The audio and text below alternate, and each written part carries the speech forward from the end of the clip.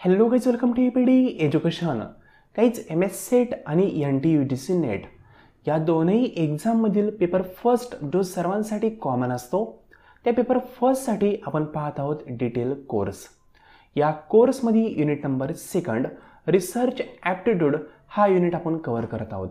या युनिटचा जर सिलेबस पाहिला तर सिलेबसमधील पॉईंट फर्स्ट कन्सेप्ट किंवा मिनिंग ऑफ रिसर्च या संदर्भात 3 लेसन मी याआधी अपडेट केलेले आहेत. त्यामध्ये सर्व कन्सेप्ट आहेत रिसर्चच्या त्या आपण कव्हर केल्यात. त्यानंतर टाईप्स ऑफ रिसर्च यामध्ये जवळपास 30 ते 35 रिसर्चचे वेगवेगळे टाईप्स आहेत ते आपण कव्हर केले. त्यावर देखील एक्झामला क्वेश्चन येणार आहे. सर्व टाईप्स प्रॉपर वेने कव्हर करून जा हे आपण कव्हर केलेलं आहे. त्यानंतर कॅरेक्टरिस्टिक्स ऑफ रिसर्च हा पॉईंट आपण कव्हर केला. एक अतिशय महत्त्वाचा आणि एक युनिक पॉईंट तो म्हणजे positivism and post positivism approach to research हा देखील पॉईंट आपण कव्हर केलेला आहे. त्यानंतर मेथड्स ऑफ रिसर्च हा देखील पॉईंट कव्हर केला. आणि त्यानंतर जो पॉईंट आपण सुरू केला तो म्हणजे स्टेप ऑफ रिसर्च.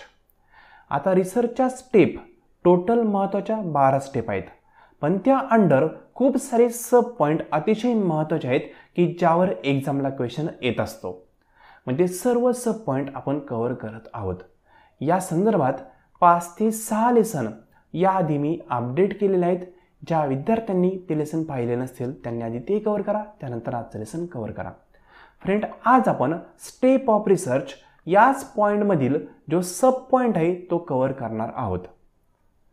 ठीक आहे, तर हे पहा, मागील काही लेसनमध्ये खूप सारे महत्त्वाचे पॉईंट आहेत ते आपण कव्हर केलेले आहेत रिसर्च संदर्भात.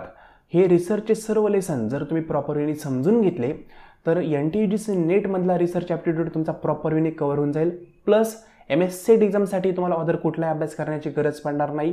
आणि कुठल्याही युनिव्हर्सिटीची paid entrance without any other study तुम्ही क्लिअर करू शकता.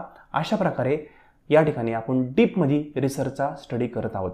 ठीक आहे, तर सर्व पॉईंट आपण जवळपास कव्हर केलेत. जो मागील लेसनमध्ये पॉईंट सुरू केला तो म्हणजे स्टेप ऑफ रिसर्च. ठीक आहे, यामधीलच एक सब पॉईंट आहे तो आपण आज कव्हर करणार आहोत. तर स्टेप ऑफ रिसर्च याचं बेसिक मिनिंग असेल ते आपण कव्हर केलं. कॉम्प्रेहेन्सिव्ह स्टेप आहेत रिसर्चच्या त्या आपण कंप्लीट केल्या. म्हणजे पर्टिक्युलर एका स्टेपमध्ये कुठल्या सब स्टेप येतात हे पण लक्षात ठेवणं महत्त्वाचं आहे, ते आपण कव्हर केलं आहे. ठीक आहे, त्यानंतर तुम्हाला सांगितलं होतं की टोटल 12 रिसर्चच्या महत्त्वाच्या स्टेप आहेत. त्या 12 पैकी 6 स्टेप आपण मागील काही लेसनमध्ये कव्हर केलेल्या आहेत. आज आपण 7 नंबरची स्टेप आहे ती प्रॉपर वेने समजून घेणार आहोत, कारण या स्टेपवर एक्झामला क्वेश्चन येतच असतो. या संदर्भात आपले 2 पार्ट होतील. या 2 पार्टला मिळून 7 नंबरची स्टेप पूर्णपणे एंड करणार आहोत. रिपीट करेल, तुम्ही नेट एक्झाम द्या, पेट द्या किंवा MSCET एक्झाम द्या, त्यामध्ये या स्टेपवर तुम्हाला क्वेश्चन आलेला दिसेल. प्रॉपर वेने ही दोन्ही लेसन समजून घ्या, एक्झामला 100% तुम्हाला क्वेश्चन दिसेल.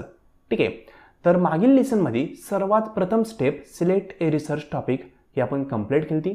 त्यानंतर रिसर्चचा टॉपिक सिलेक्ट केल्यानंतर त्या टॉपिकमधून एक प्रॉब्लेम आपण फॉर्म्युलेट करतो. सांगितलं होतं पहा, टॉपिक हा नॉर्मली मोठा असतो. एका टॉपिकमध्ये अनेक प्रॉब्लेम असू शकतात. मग पहिल्यांदा आपण टॉपिक निवडतो, टॉपिकमधून एक छोटासा प्रॉब्लेम आपण बाहेर काढतो. ही सेकंड स्टेप होती.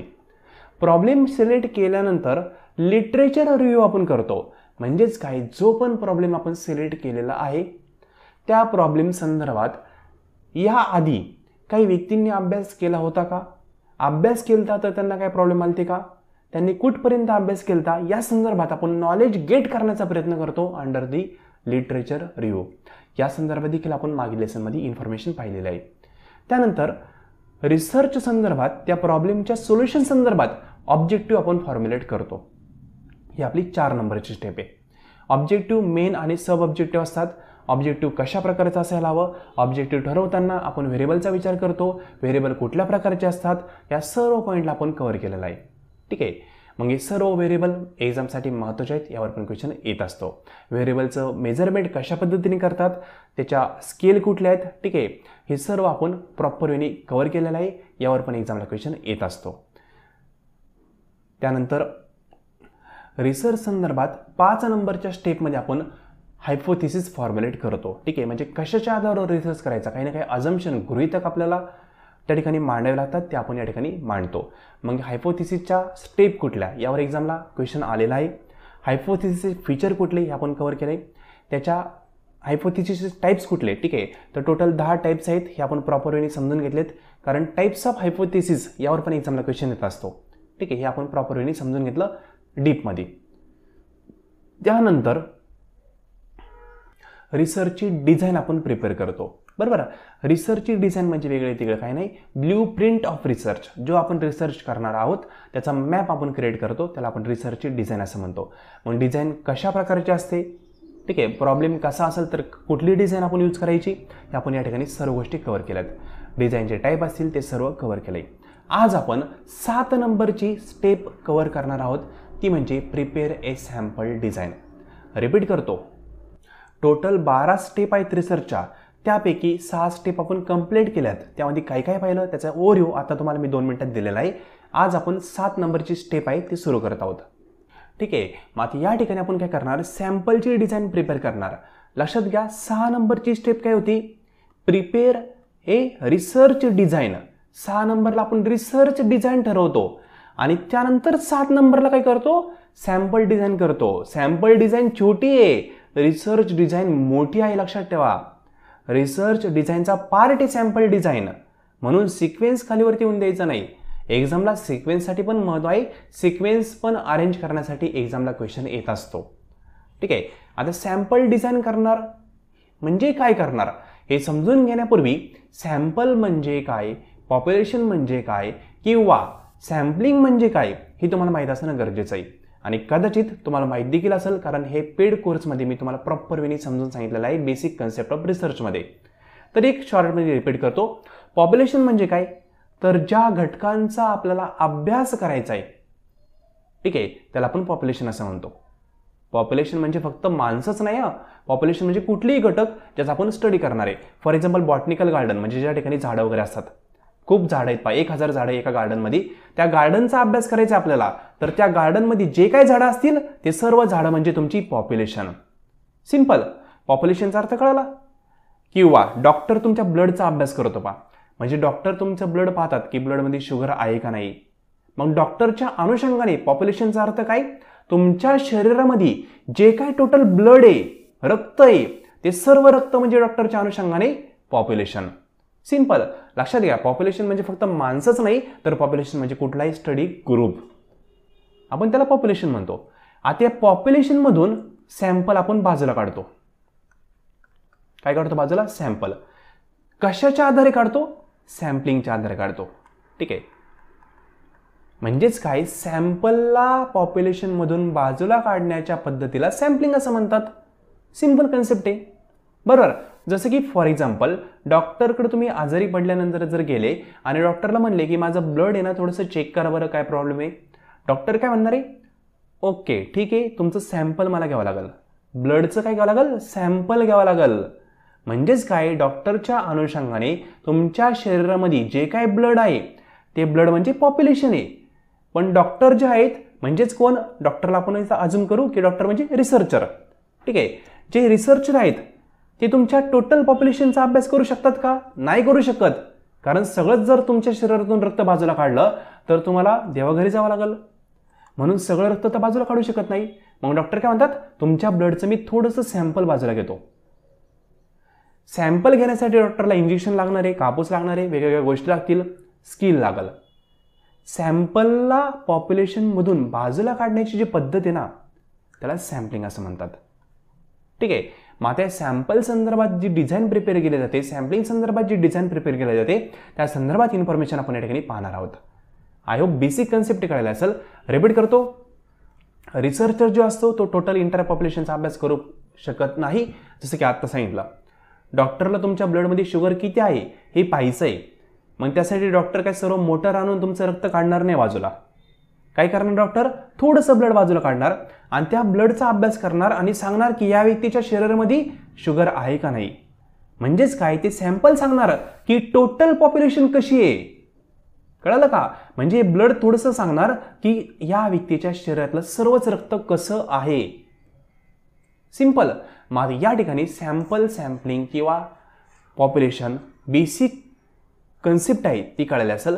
बाकी डीपमध्ये तुम्हाला गोष्टी हव्या असेल तर तुम्ही आपला कोर्स जॉईन करू शकता. त्यामध्ये सर्व गोष्टी डीपमध्ये आणि डिटेलमध्ये सांगितलेल्या आहेत. बेसिक आय होप तुम्हाला कळालं असेल.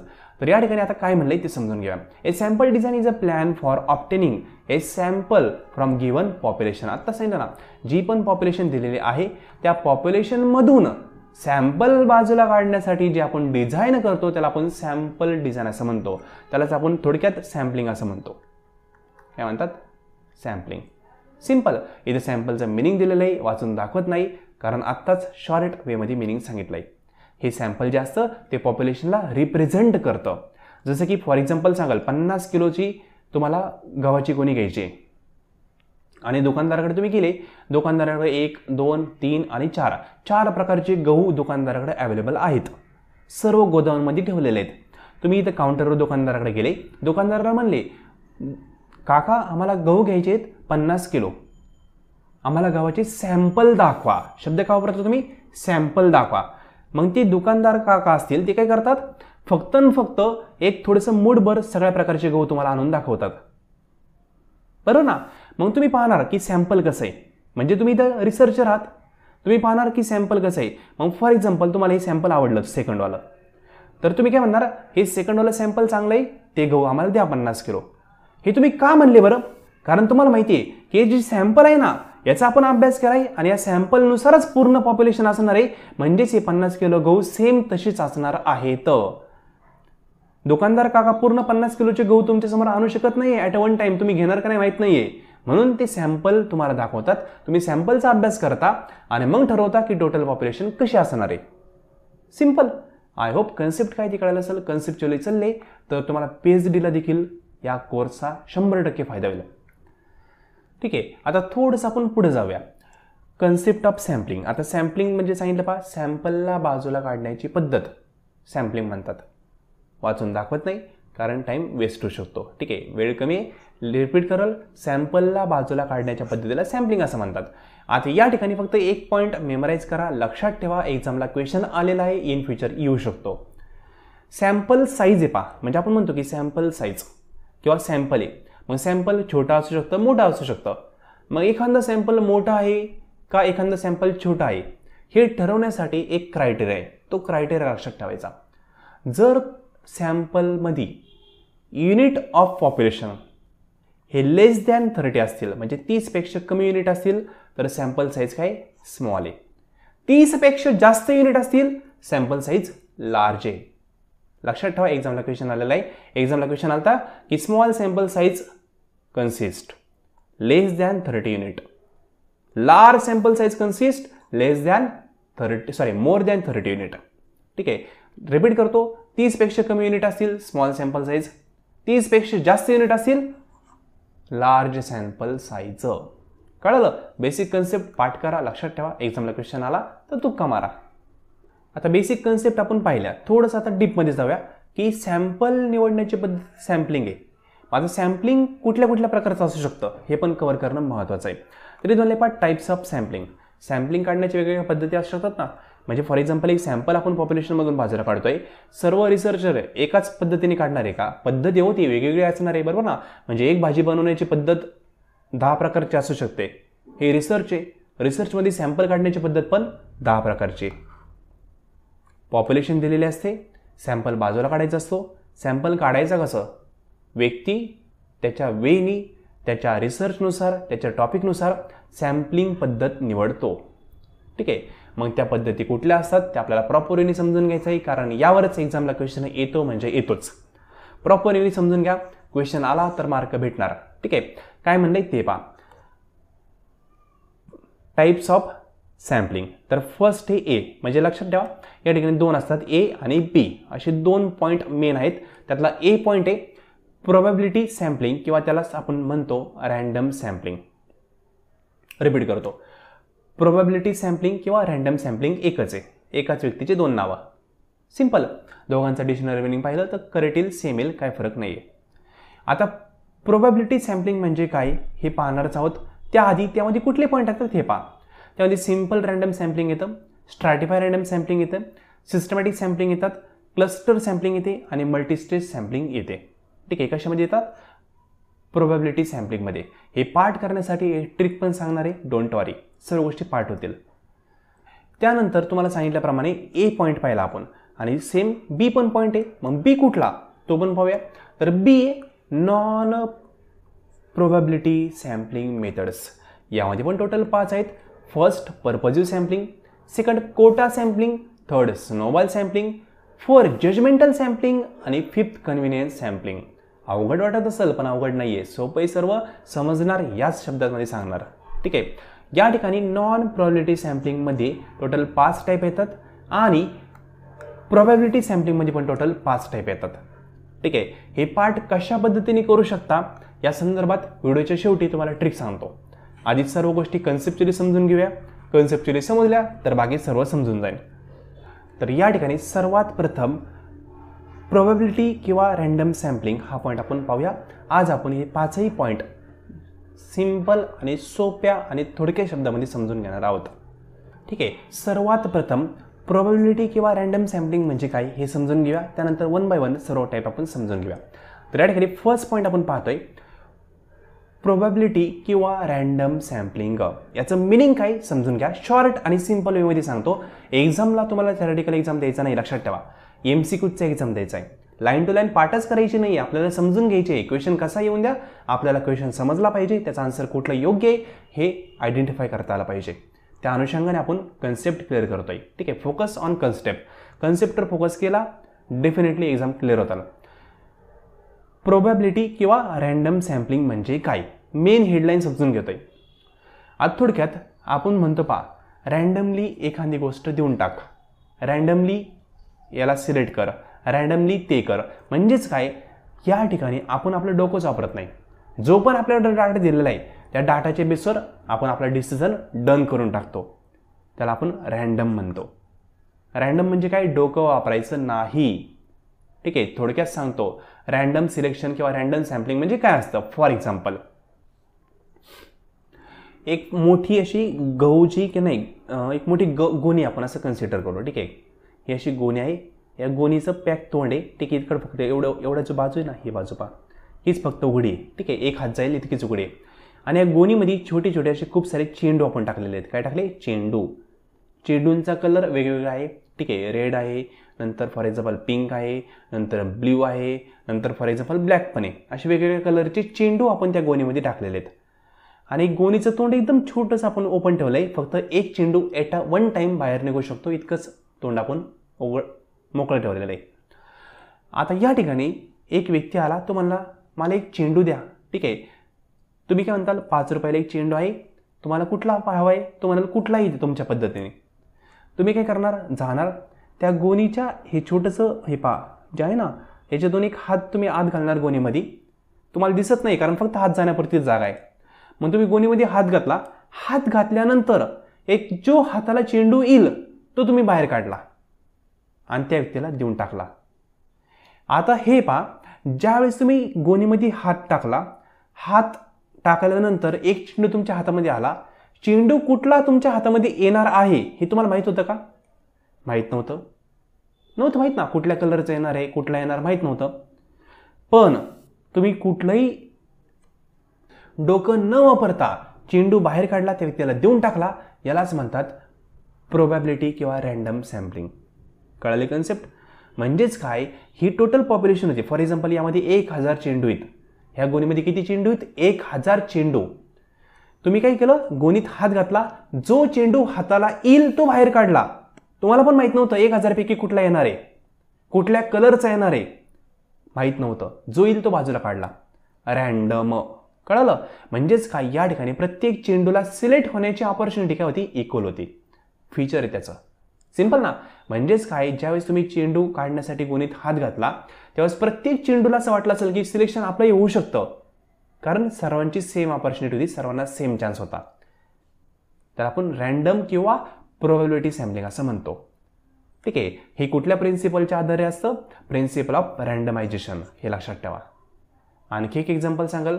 For example lucky draw concept ऐकले असेल एक मोठं शॉप होतं, त्याचं उद्घाटन झालं. ठीक आहे, शॉपच्या उद्घाटनाच्या वेळेस त्याने सांगितलं की जे पहिले 1000 कस्टमर येतील त्यांची आम्ही चिठ्ठी घेणार आहोत. त्या चिठ्ठी एका बॉक्समध्ये त्यांनी टाकायच्या. जो विनर होईल सर्वात शेवटी त्याला आम्ही एक स्कूटी गिफ्ट देणार आहोत. नवीन शॉप होतं, 1000 कस्टमर येऊन गेले. त्यांनी सर्वांनी चिठ्ठ्या त्यांच्या बॉक्समध्ये टाकल्या. ठीक आहे, त्यांचं नाव लिहून चिठ्ठी बॉक्समध्ये टाकली. ज्यावेळेस लकी ड्रॉ काढायचं आहे त्यावेळेस 1000पैकी कोणाची चिठ्ठी सिलेक्ट होऊ शकते का नाही? आपल्याला माहिती आहे का कोणत्या व्यक्तीची, कुठल्या कस्टमरची चिठ्ठी सिलेक्ट होणार आहे? माहीत नाही आहे. जी हाताला येईल ती आपण बाहेर काढणार, त्याला विनर घोषित करणार. म्हणजेच या ठिकाणी देखील आपण आपलं डोकं वापरत नाही आहे. पॉप्युलेशन किती आहे? 1000 चिठ्ठ्या आहेत. 1000मधून एक चिठ्ठी तुम्ही बाजूला काढताय डोकं न वापरता. प्रोबॅबिलिटी सॅम्पलिंग किंवा random sampling. Simple. I hope concept काय ते कळायला असेल. आता या अंडर टोटल 5 टाईप येतात. ते 5 टाईप कुठले हे समजून घ्यायचं. हे सर्व टाईप समजून घेताना एक पॉईंट विसरायचा नाही की प्रत्येक टाईपमध्ये आपण आपलं डोकं वापरणार नाही आहे, कारण याचेच ते सब पॉईंट आहेत. कळलं ना? म्हणजे प्रोबॅबिलिटीचे सब पॉईंट 5 आपण पाहणार आहोत. मग प्रत्येक पॉईंट जो आहे त्या ठिकाणी आपण आपलं डोकं न वापरता सॅम्पल निवडणार आहे. पण सॅम्पल निवडण्यासाठी पद्धत थोड्या वेगवेगळ्या वापरणार आहे. ठीक आहे, तर या ठिकाणी फर्स्ट जो पॉईंट आहे तो म्हणजे सिम्पल रँडम सॅम्पलिंग किंवा प्युअर सॅम्पलिंग. आत्ता 2 मिनिटापूर्वी तुम्हाला जे एक्झाम्पल सांगितले ना ते एक्झाम्पल याचेच आहेत. रँडम सॅम्पलिंगलाच आपण सिम्पल रँडम सॅम्पलिंग असं म्हणतो, जसं की लॉटरी पद्धत. Concept clear? लॉटरीमध्ये माहीत असतं कोणाचं सिलेक्शन होणार आहे, काय होणार आहे? काहीच नाही. जर 10 जणांनी लॉटरीचं तिकीट फाडलंय, एखादा म्हणू शकतो का 100% मीच निवडणार आहे? म्हणू शकत नाही असं. 10 जणांना पण 100% चान्स आहेत. कोणी पण सिलेक्ट होऊ शकतो, इक्वल चान्स आहेत. त्याला आपण सिम्पल रँडम सॅम्पलिंग असं म्हणतो. वाचून दाखवत नाही आहे. ठीक आहे, फक्त कन्सेप्ट आहे ती तुम्हाला क्लिअर झाली असेल. जास्त काही डीपमध्ये जात नाही. तुम्हाला जर डीपमध्ये हवा असेल तर तुम्ही आपला कोर्स जॉईन करू शकता. त्यामध्ये सर्व गोष्टी डीपमध्ये मी सांगितलेल्या आहेत. म्हणजे हे सर्व कंटेंट आहे. ठीक आहे, शब्द न शब्द त्याचं सर्वांचं मिनिंग मी कोर्समध्ये सांगितलेलं आहे. आता थोडंसं शॉर्टमध्ये सांगण्याचा प्रयत्न करतोय. फक्त कन्सेप्टवर मी या ठिकाणी फोकस करतोय. जसं की इथं एक्झाम्पल दिले पहा. हे सर्व आहेत. ठीक आहे, तुम्हाला म्हणलं की डोळे बंद करून स्क्रीनवर हात ठेवा. तुम्ही डोळे बंद करून स्क्रीनवर हात ठेवताना कशावर पण हात ठेवू शकता. यापैकी कोणाचंही सिलेक्शन होऊ शकतं. Simple random sampling. डोकं वापरायचं नाही. जो येईल तो येईल. Simple. Next, stratify random sampling. Stratify random सॅम्पलिंगमध्ये आपण काय करतो? स्ट्राटा क्रिएट करतो आणि त्या स्ट्राटाच्या बेसवर सॅम्पल निवडतो. आता स्ट्राटा म्हणजे काय हे समजून घ्यायचं आपल्याला. त्यानंतर स्ट्रॅटिफाय रँडम सॅम्पलिंग म्हणजे काय हे समजून घ्यायचं. ठीक आहे, त्याआधी काय म्हणले ते समजून घ्या. This method of sampling that involve the division of population into smaller subgroups known as strata. Concept कळली? अवघड इंग्लिश नाही आहे, एकदम सोपं इंग्लिश आहे. आपण या ठिकाणी काय करतो? जी टोटल पॉप्युलेशन आहे ना, टोटल पॉप्युलेशन त्याला डिवाइड करतो. कशामध्ये? स्मॉलर सबग्रुपमध्ये. आणि ते सबग्रुप आपण जे क्रिएट केलेले आहेत ना त्यालाच आपण स्ट्राटा असं म्हणतो. सिम्पल. 100% कळणार. तुम्हाला एक्झाम्पल सांगितल्यानंतर कन्फ्युजन राहणार नाही. पुढे काय पहा. In stratify random sampling is a strata are form based on member share attributes or characteristics such as income, educational attainment. ठीक आहे, म्हणजे जो ग्रुप आपण क्रिएट करतोय तो ग्रुप हा सिमिलर कॅरेक्टरिस्टिक्सच्या बेसवर करतोय. मग तो व्यक्तींचा ॲटिट्यूड असेल, कॅरेक्टरिस्टिक्स असेल, त्याच्या बेसवर आपण ते ग्रुप क्रिएट करतो. त्याला आपण स्ट्राटा असं म्हणतो. ठीक आहे, इथं पुढे काय म्हणले पहा. The stratify random sampling adopted in situation when population size is small and unit are identifiable. ठीक आहे, म्हणजे पॉप्युलेशन स्मॉल साईजचा असेल म्हणजेच काय 30पेक्षा कमी असेल आणि युनिट जे आहेत ते आयडेंटिफायबल असतील, म्हणजे आयडेंटिफाय करता येण्याजोगती युनिट असतील, त्यावेळेस आपण स्ट्रॅटिफाय रँडम सॅम्पलिंग वापरतो. इथे एक नोट दिली पहा. Population heterogeneous but group homogeneous. Stratify random सॅम्पलिंगमध्ये पॉप्युलेशन हेट्रोजिनियस असते पण त्याचे ग्रुप हे होमोजिनियस असतात. आता एक ॲझ्युम करू की स्ट्रॅटिफाय रँडम सॅम्पलिंग याबद्दल तुम्हाला अजून काहीच कळालं नाही असं मी ॲझ्युम करतो आणि एक्झाम्पलनुसार तुम्हाला पुन्हा हीच कन्सेप्ट 2 मिनिटात सांगतो. ठीक आहे, तर हे पहा. फॉर एक्झाम्पल ही पॉप्युलेशन आहे, बरोबर ना, वेगवेगळी भिन्न भिन्न पॉप्युलेशन. आपण त्याचे काय केले? स्ट्राटा क्रिएट केले. स्ट्राटा म्हणजे काय हो? आत्ताच आपण थेरटिकल वेमध्ये वाचलं पहा. स्ट्राटा म्हणजे काय? जी टोटल पॉप्युलेशन आहे त्याला आपण डिवाइड करतो. कशामध्ये? स्मॉल ग्रुपमध्ये. कशाच्या बेसवर? त्याच्या कॅरेक्टरिस्टिकच्या बेसवर, ॲट्रिब्यूटच्या बेसवर. बरोबर ना? हेच आहे पहा. हे टोटल पॉप्युलेशन आहे, भिन्न भिन्न, काही हिरवे लोक आहेत, काही निळे आहेत, काही जांभळे आहेत, वेगवेगळ्या कलरचे लोक आहेत. त्या लोकांचे आपण ग्रुप केले. कसे केले? स्मॉल स्मॉल ग्रुप केले, सिमिलर कॅरेक्टरिस्टिक्सच्या बेसवर ग्रुप केले. हिरवे लोक सर्व बाजूला काढले, निळे सर्व बाजूला काढले, जांभळे सर्व बाजूला काढले, काळे सर्व बाजूला काढले. हे जे एक ग्रुप आहे ना, हे झाला स्ट्राटा. हा पण स्ट्राटा, हा पण स्ट्राटा आणि हा पण एक स्ट्राटा आहे. स्ट्राटा म्हणजे काय कळालं ना आता? सोपी कन्सेप्ट नाही. तर पॉप्युलेशन आहे, त्या पॉप्युलेशनचे सब ग्रुप आपण क्रिएट केले, त्याला आपण स्ट्राटा म्हणलं. हे ग्रुप जे केलेत ते कॅरेक्टरिस्टिक्सच्या बेसवर केलेले आहेत, सिमिलर वैशिष्ट्यांच्या आधारे केलेले आहेत. नंतर या स्ट्राटा मार्फत रॅन्डमली आपण काय करतो? सॅम्पल बाजूला काढतो. म्हणजेच काय? हे पहा, हा जो पहिला ग्रुप आहे हा सगळा, ठीक आहे, एवढा सेम हा इतका. यातून आपण रॅन्डमली काय करणार? 3-4 व्यक्ती बाजूला काढणार. जसे इथं बाजूला काढले पहा. कोणते काढले? हा एक काढला, हा एक काढला, हा एक काढला, हा एक काढला, कोणतेही काढले, आपल्याला जे वाटेल ते.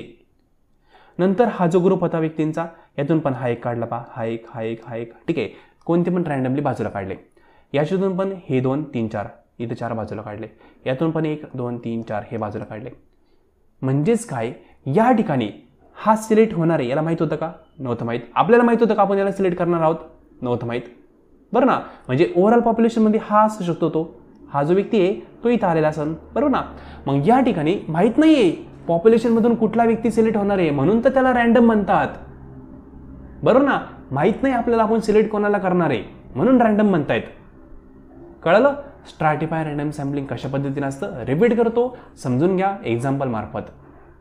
स्ट्रॅटिफाय रॅन्डम सॅम्पलिंगमध्ये टोटल पॉप्युलेशन आहे, त्याला आपण सब ग्रुपमध्ये डिवाइड करतो, छोटे छोट्या ग्रुपमध्ये डिवाइड करतो.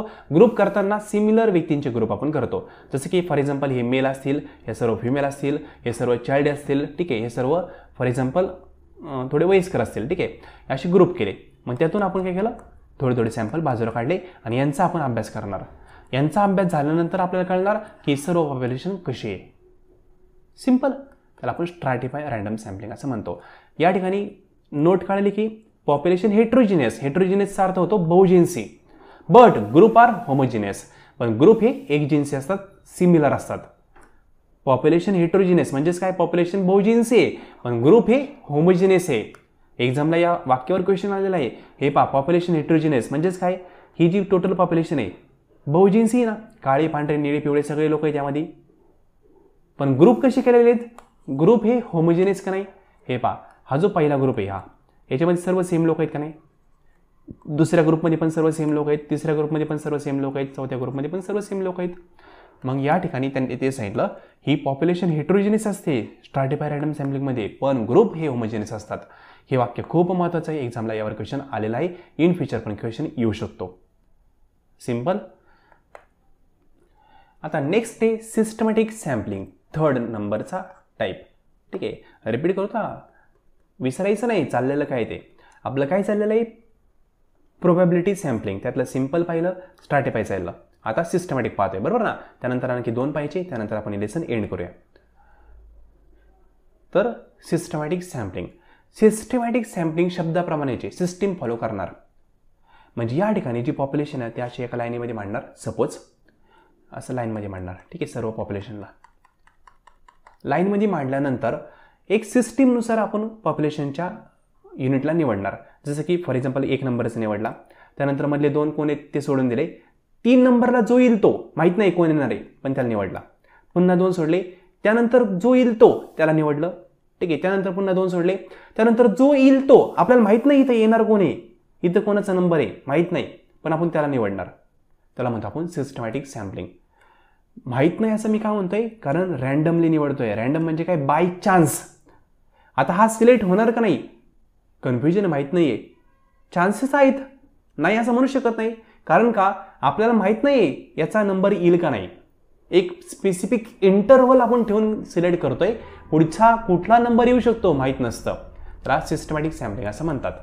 आय होप कन्सेप्ट काय ती कळायला असेल. सोपी कन्सेप्ट आहे, अवघड असं काहीच नाही आहे, बरोबर ना? तर या ठिकाणी काय म्हणलंय ते पहा. Systematic sampling is a type of probability sampling. कशाची? प्रोबॅबिलिटी सॅम्पलिंगचा टाईप आहे. प्रोबॅबिलिटी का? कारण आपल्याला माहीत नाही पुढचा येणार कोण. आपण एक गॅप ठेवतोय, इक्वल गॅप ठेवतोय आपण सर्वांमध्ये, पण गॅप नंतर कोण येणार आहे हे माहीत नाही आहे, म्हणून probability. Sampling method in which sample members from a large population are selected according to random starting point but with fix periodic interval. ठीक आहे, म्हणजेच काय, आपण इथं रँडमली पहिला घेतला, ठीक आहे, जो असेल तो, त्यानंतर एक फिक्स आपण काय केलं, अंतर ठेवलं आणि अंतरानुसार एक इंटरवलच्या बेसवर आपण सॅम्पल निवडायला सुरू केलं. त्याला सिस्टमॅटिक सॅम्पलिंग असं म्हणतात. आय होप कन्सेप्ट कळायला असेल. जसं इथं एक्झाम्पल दिलं आहे पहा, ही सॅम्पल आहेत टोटल 11. 11पैकी आपण काय केलं, 2 निवडला. नंतर आपण ठरवलं की गॅप द्यायचा, कितीचा, 2-2चा. नंतर याला निवडलं, 2चा गॅप 2, परत 2चा गॅप दिला, याला निवडलं, परत 2चा गॅप दिला, याला निवडलं. सिंपल. हे आपण निवडले, याचा आपण अभ्यास करणार.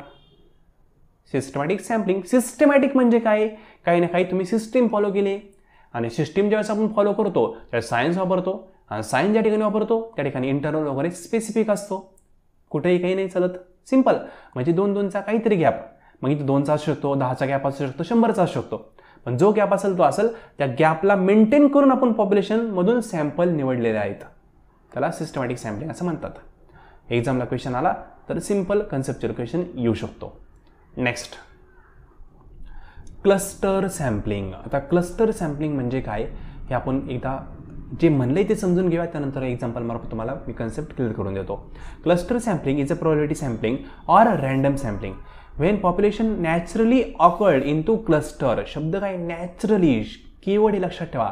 क्लस्टर सॅम्पलिंगमध्ये ग्रुप तुम्ही क्रिएट करत नाही, नॅचरली ग्रुप झालेले असतात तेच तुम्ही यूज करता. रिपीट करतो, क्लस्टर सॅम्पलिंगमध्ये तुम्ही ग्रुप क्रिएट करत नाहीत पॉप्युलेशनचे, कारण का, ते नॅचरलीच क्रिएट झालेले असतात. पुढं तुम्हाला कन्सेप्ट क्लिअर होईल, don't worry. Such as a district or school. जसं की स्कूलचे विद्यार्थी असतील, पहिलीचे विद्यार्थी, ग्रुप ऑलरेडी आहेत ना. तुम्हाला म्हणलं की पुण्यामध्ये पहिलीला किती विद्यार्थी आहेत, तुम्हाला काही ग्रुप क्रिएट करावं लागतील का, नाही. शाळेमध्ये ऑलरेडी ग्रुप आहेत पहिलीचे विद्यार्थ्यांचे, तुम्हाला डाटा भेटून जाईल. सिंपल. नॅचरली ग्रुप क्रिएट येते and then randomly select some of this cluster as your sample. म्हणजे नॅचरली जे ग्रुप क्रिएट झालेले आहेत, जे क्लस्टर क्रिएट झालेले आहेत, त्यातून तुम्ही सॅम्पल निवडणार, त्याला क्लस्टर सॅम्पलिंग असं म्हणतो आपण. सिंपल.